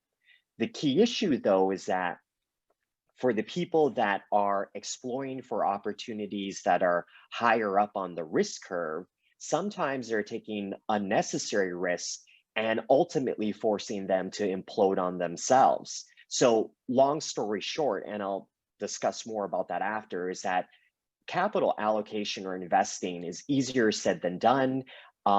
You don't really learn anything as it relates to investing. And basically, as you guys understand, that financial services is just a bunch of fancy language that doesn't ultimately get people anywhere. So just to take the baton from where Ed was discussing about, is that I'm just going to share you guys brief observations that I've made based on this year, and then discuss about how that's going to be allocated as far as capital is concerned. We are clearly seeing bifurcation between the real economy and what I call the invisible economy. Now, we could be disappointed about the fact that there is a bifurcation that's happening or a division that's happening, or we could be intelligent capital allocators to understand these trends. So what we are currently seeing is the difference between, let's say, quote unquote, money in the form of physical money versus money that you would see within circulation, right? You're also seeing basically total money, which is a number, versus the physical money that you actually see when you're going shopping on, let's say, Black Friday or for Christmas or Boxing Day. And then you clearly see the difference between real and fiat. The individual talks about how wages are not really growing relative to, let's say, on a year-on-year basis, some GDP growth. And probably the biggest bifurcation that we see between basically something that is invisible or very small, which is the rich, versus ultimately the poor. The world effectively has like less than 3,000 billionaires. I think the United States has about 20 million millionaires. So it's not that much relative to the masses. So what we see, we're frustrated because we don't see the prosperity. And what we hear about and read through numbers seems to be very big, and it's so detached from us. That seems to be the massive dichotomy that's happening. Now, what are you going to do about this? Well, I'm not trying to sell you any stocks or anything like that. What I am going to do is just share to you what is happening and how one could actually invest based on this predicament that's happening in the world. So basically what I've done is I've separated the world between, let's say, a closed COVID economy versus an open physical economy.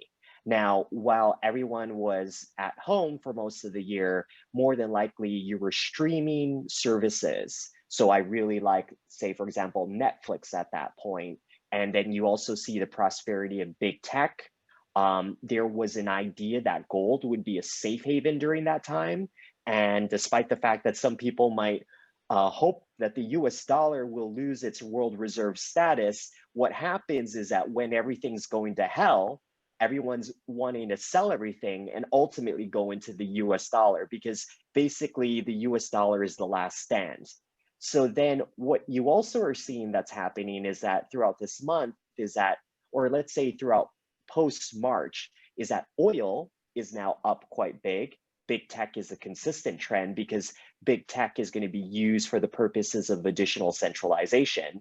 Then I also indicate here the Dow Jones as kind of like a basket of stocks, which has pharmaceutical stocks that are working towards the vaccine that's in development. And then I just highlighted ideas such as movie theaters relative to Netflix, between the invisible economy versus the real economy. And then also the S&P 500, which represents more of the real economy relative to, let's say, the last stand, which is the US dollar. And then the fun idea here is either you're going to be at home playing with your toys with Mattel, or eventually, if you're in the UK or if you're in Canada, you'll end up watching, let's say, your national sport of either hockey, basketball, or in this case, English football or soccer, if you want to call it like that. And there's going to be a lot of interesting opportunities. So ultimately, we're at a crossroads between the transition of a closed economy versus an open economy. And there's basically invisible elements at play versus physical elements. Now, the key thing here is, like, Peter, how did you come up with this? Because I would make a case that, oh, by the way, let's just review this for a second, is all of these ideas are like, you could basically buy all of this and you'll do pretty good. You'll outperform a majority of fund managers, financial advisors, brokers. You'll just like demolish them. But the question is, why is this the case? How do you know? Well, having been in financial services for a long time, I'm a published author. I wrote a book with Wiley called The Big Trade Simple Strategies for Maximum Market Returns. I've also done like a lot of podcasts with so many different thought leaders, Jim Rogers, Mark Mobius, Nobel Prize winners, Ron Paul, so many different people. I even did one with the former mayor of Toronto.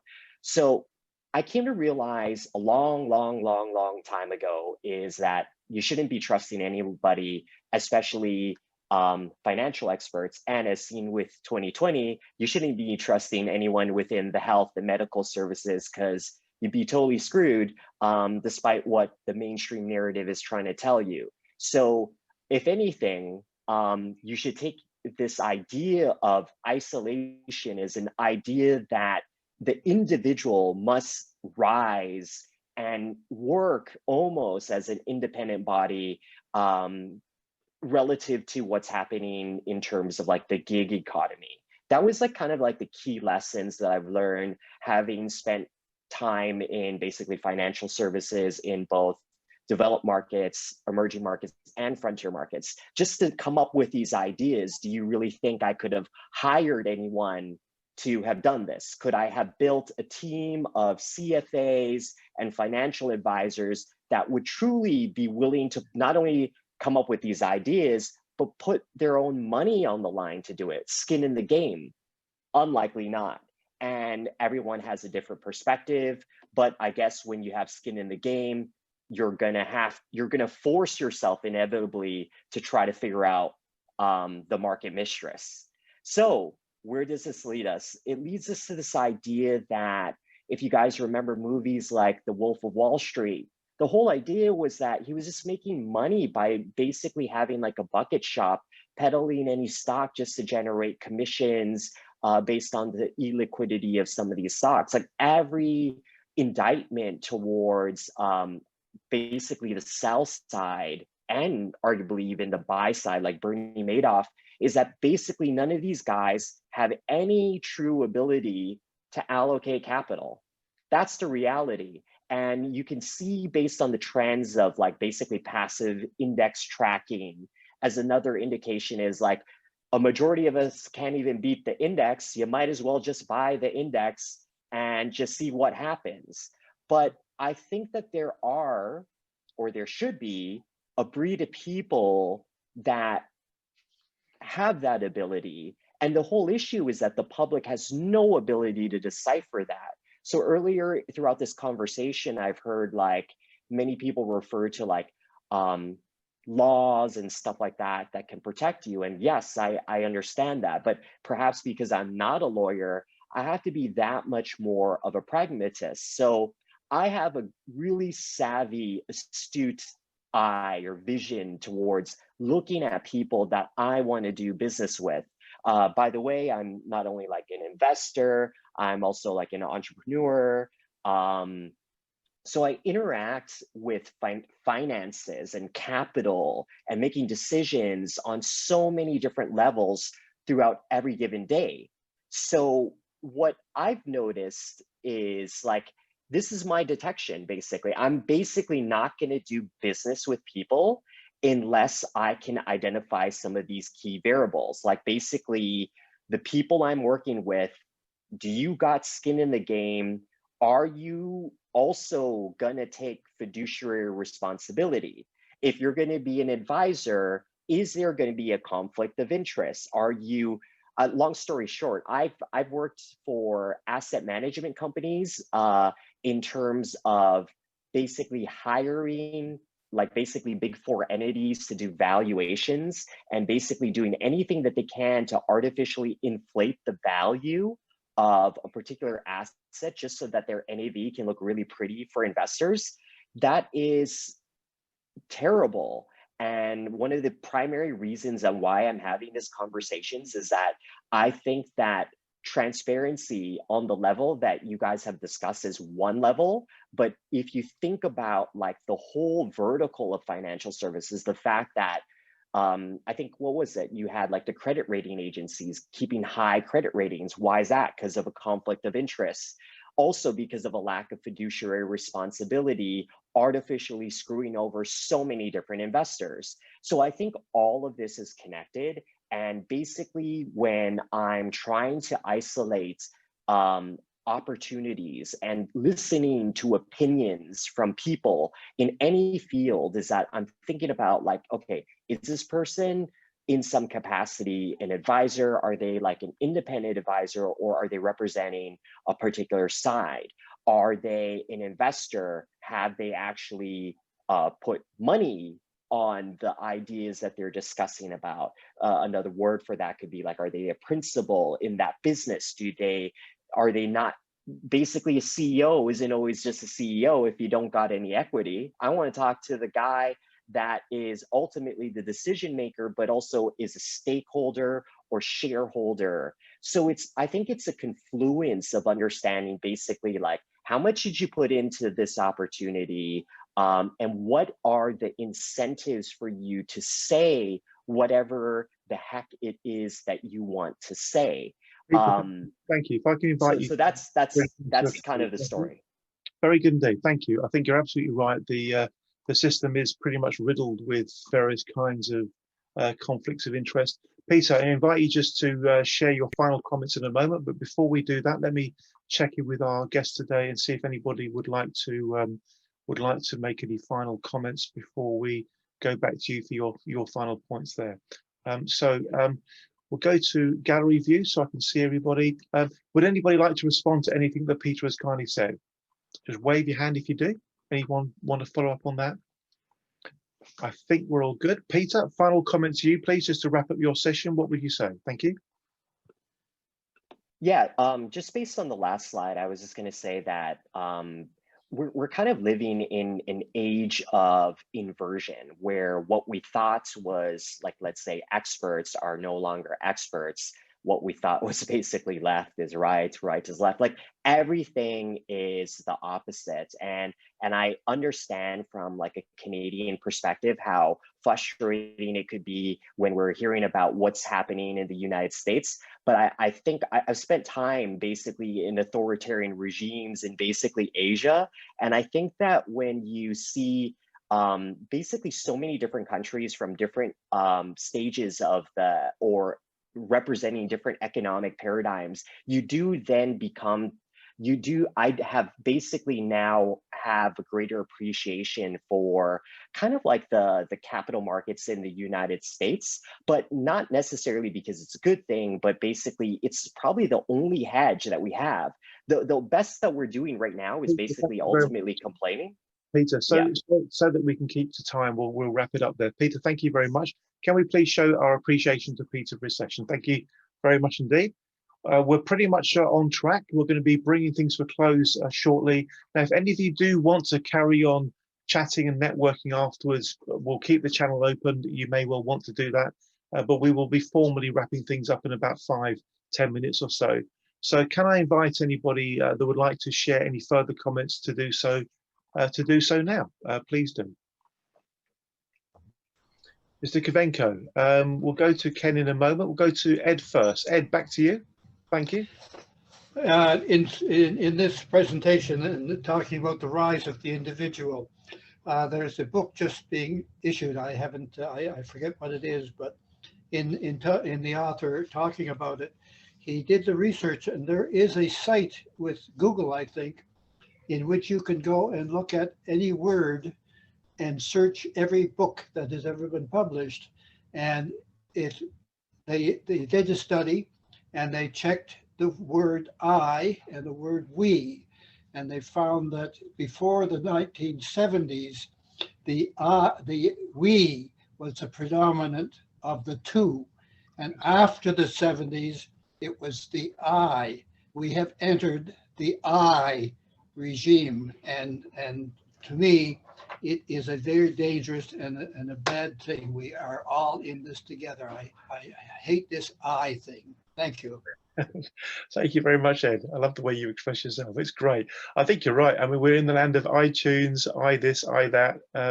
Maybe the world's a more selfish place than it used to be. Maybe that's just me getting old. Who knows, Ed? Thank you. Any other comments, please, folks? I think Randy is nodding his head. Randy, why are you nodding your head? Let me draw you into this conversation. Randy, what do you think? Well, I think those of us who've got a few more years under our belt, we do look askance of a lot of the things that we see going on today, and it's difficult, particularly for younger people, to begin to grasp the financial world at all. And one of the things I want to point out, though, is that so far there seems to be no advocacy for advisors in this group. I don't see anyone advocating for me or for my interests or for my problems and my issues. And it's not that I want to make it a me generational thing. I'm just saying that there are two sides to every coin. Yeah. And the services that we provide to our clients are often constrained by the regulatory regimes that we work under, by our licensing, and by a variety of other situations. And I think most of the advisors that I know, most of them work in the best interests of their clients, given that the tool set that they have, and given the licensing and the products they're able to provide. And clients, I think, still have a responsibility. The idea that you shouldn't have a loss in an investment is a very dangerous idea. Of course you're going to have losses. I've had hundreds of thousands of dollars of losses in my own life, in my own investing career over the years. These are a part of the process, and it relates to your risk tolerance. It relates to a variety of different things. And I mean, trying to protect everybody reminds me of helicopter parents. You know, when I was a kid, my mother let me out after school at 4:30 in the afternoon in the summer and said, hey, when the street lights come on home. Mm. You know, you were allowed to go out and play and have fun and make decisions on your own. And I think that the idea that there's somehow a means by which we can protect everyone or find a way to compensate them for a loss through either fiduciary responsibility or through legal action, I think has to be weighed very, very carefully. I think you have to be very careful about how you walk down that road, because that road can be a very sticky place. And the other issue I think that it's going to bubble up is the risk reward of the industry itself. If there's too much risk to the typical advisor or any given advisor versus the reward they're going to get from the work that we do, well, what you're going to do is you're going to force people out of the industry.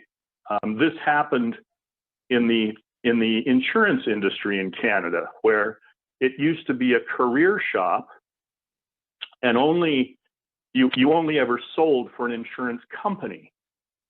And as we developed the independent channel and we were now allowed to sell any product, I think that helped consumers considerably. I know that it helped insurance companies because they no longer had to bear the cost of distribution. But all of that starts to fall apart when there's no structure around which to produce ethical behavior. Mm. And I agree completely with the sentiments of your organization. Otherwise, I wouldn't be here. I was very keenly interested when you sent me information on LinkedIn, because in my mind, it's the sense of ethics that we bring to the table with regard to our clients that is ultimately of importance. And transparency to me is vital. It's completely vital. And I spend a ton of time with clients explaining products, explaining compensation, making sure they understand each and every possibility. And I offer up fee for service all the time. You know how many clients have ever taken me up on fee for service? One client out of 14 years. Mm. And I'm going, well, I love the model, but people want stuff they want my experience, my advice, my direction, my support, my help. They want it for free. That's what they want. And if they can't get it for free, the other models in the UK and in Australia have proven that they're left in the lurch, or they're left to turn to the banking system. And I just want us to be careful about how we approach the industry as a whole, and not to paint it with some brush of, you know, being full of pirates and thieves. I can tell you that in the private in private equities, in the exempt market, great strides have been made over the last decade. And I know the fellow who was on earlier, who was, or John's there still, mentioned that he had been in the industry and been with Pinnacle in the past, and that there have been some bad deals. And indeed there had been, and that there were really bad deals. And I looked askance at the industry for a long time, but I can tell you today that there have been vast changes brought on by both the securities commissions, as well as by the responsible dealers themselves. And that now I think we have a much more solid industry, and I think there is a tendency and a trend in that direction, generally speaking. So the idea that we should have higher levels of litigation and fiduciary responsibility up and down the line, I just want to, you know, check your dreams at the door, and just make sure that the logical end of that decision-making process, or that algorithm, actually makes sense and produces the result that you're looking for. Because I've seen it too many times where the regulatory bodies just can't figure out the end game based on a decision they're making today. Sorry for the rant, but yeah. Sorry. Randy, what we always try to do is create a forum where people can say it as they see it, and that's exactly what you've just done, sir. Not everyone's going to agree with what you said, but that actually doesn't matter. What matters is you've had a chance here and now to actually share your thoughts, and I'm sure many people on the session will absolutely agree with you. You know, this isn't easy. Getting the balance right around issues such as conflicts of interest, incentives, regulatory approach, philosophy, culture, these are really difficult issues. That's why we ended up with 12 topics, which we call the finance development goals, being the things that need to be dealt with. And we're also absolutely convinced that trying to change things, you know, one topic at a time doesn't work. Our philosophy is having what we call a whole system solution to a whole system problem. It's really, really interesting stuff. And I thank you very much indeed for sharing your thoughts as you have done. I'm going to be bringing things to close by talking about our strategy for driving change, because there's one thing I really, really do want to impress upon all of you. Myself and my team work very, very hard to do what we do, and we do that because we choose to do it. The simple reality is that to one degree or another, we're making sacrifices to do what we do, because, you know, this is not a particularly well-paid role. Being a campaigner for change is not a quick, you know, get-rich-quick scheme. On the contrary, it's difficult. So I would not do what I do if I only talked about problems and didn't try to actually make real meaningful change. So the Transparency Task Force has a strategy for driving change, which is about bringing together the thinking of two groups of people. On one hand, there are people like myself and our members and our ambassadors who have a very real sense of passion and purpose for the change we want to see. I think Ken Kavenko is a superb example of somebody who has a sense of passion and purpose for the change we want to see. Of course, there are many others as well as Ken. And the other group of people are those that we characterize as having the power and the position to make change possible, by which we mean the policymakers, the politicians, the regulators. And over the last 5 years, despite the fact that we started with nothing, with not much money, etc., we've managed to get 2 inquiries opened by the UK government. One was about the issue, which many people are familiar with, the issue of a lack of transparency on costs and charges in investments. And of course, I know cost is not the only factor here. And by the way, let me just slip this in. It's pretty well documented, it's pretty well researched, that the single biggest positive influence on somebody's financial well-being is having a good quality financial advisor who puts their client's interest first and foremost. End of. You know, that's far more significant than anything else. So a good financial advisor is worth his or her weight in gold, and I'm passionate about that. I've lived and worked in that area for for 20 odd years. So costs and charges are important, but they're not the be all and the end all. More recently, we campaigned to open an inquiry on pension scams. Pension scamming in the UK, for reasons I won't bore you with, has become a pandemic. Forgive me for using such an emotive word right now, but there are hundreds, thousands of people who are being tricked into moving their pensions where they shouldn't be, and then the money just disappears. It's heartbreaking. We have many members of our Fighting Financial Crime group and our Scam Busters group who are pension scam victims. And the reason I'm explaining this, folks, is frankly because one of the things we're most proud about is what I'm about to show you. So what you're looking at right now, folks, is the all-party parliamentary group for pension scams. Now, in the UK, an all-party parliamentary group is when politicians decide to work together to deal with a problem. We campaigned, we, the Transparency Task Force, our little no-resource organisation, campaigned for an inquiry to be opened, and the inquiry is open live right now in the UK. We also campaigned for an all-party parliamentary group to be opened. These are the members of it. These are all politicians within the UK. Some of them are very significant. I won't bore you with any detail here, but these are all politicians that we have recruited into the all-party parliamentary group. Some of them are really significant people. No reason why you know them, but for example, Stephen Timms MP is the chair of the Work and Pension Select Committee. That's the body that recently opened the inquiry that I've been talking about. And there are more, and there are more, and there are more. I'll scroll down very quickly just to save a bit of time. But these are all politicians who've come together to help fight for the cause for sorting out this issue around pension scams. We, the Transparency Task Force, I'm very proud to say, are the secretariat for this pension scams group. We built this website with our little bits of money, and we've got some fantastic industry folk here involved with helping to bring this change together. So I'm just quoting this all-party parliamentary group and our secretariat. All these folks you're looking at now are our members. This group is, they're all TTF members. They're all people who have a sense of passion and purpose for the change that we want to see. So this is what the Transparency Task Force is all about. Bringing together good people who want change to happen, who can, always in an evidence-based way, always in a civilized and collegiate way. We've even got a QC volunteer to help us with this stuff, which is really pretty cool. Helping to actually make change possible. So that's what the Transparency Task Force is all about. It may well be that today's been your very first ever kind of exposure to our work.